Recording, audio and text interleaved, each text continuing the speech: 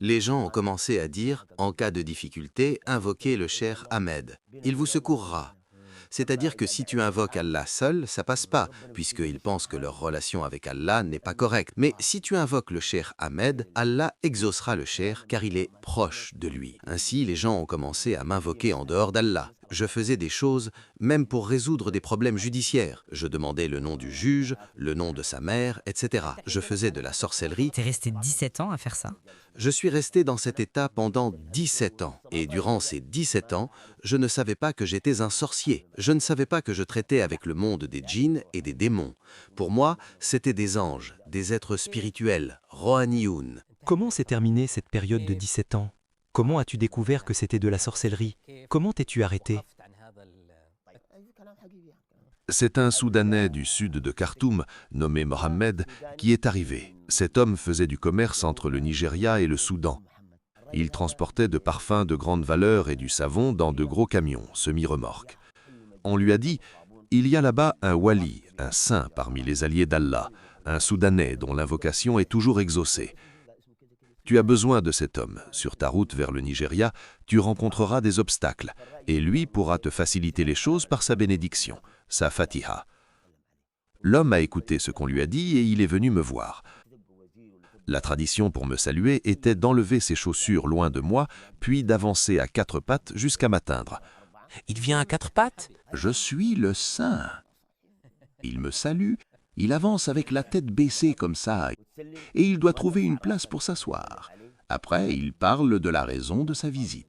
Quand il est arrivé, il n'a pas fait cela. Mes disciples ont voulu l'en empêcher, mais j'ai vu qu'il était soudanais.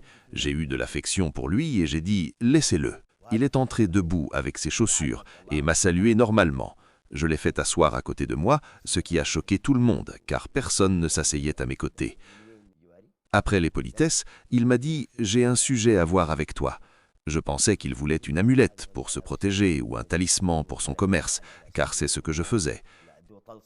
Il est revenu plus tard et m'a posé une question directe. « Toi, le saint homme, tu fais tout cela ?» J'ai répondu « Oui, je suis parmi les alliés d'Allah. La preuve est ce que je réalise. » Il m'a demandé « As-tu des serviteurs ?»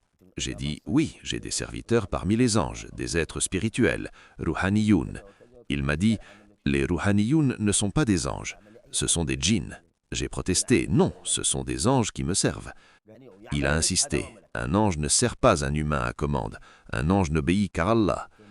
S'il t'obéit à toi, ce n'est pas un ange. » Il m'a demandé « Quel est le nom de leur chef ?» J'ai dit « Sahu Sahoubi ».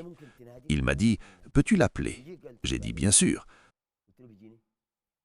Il m'a alors défié. « Je vais dire quelque chose qui fera qu'il ne viendra pas ou qu'il s'enfuira. » Il a dit « Je vais réciter Ayat al-Kursi, le verset du trône. » J'ai ricané. « Tu penses connaître ce verset mieux que moi ?»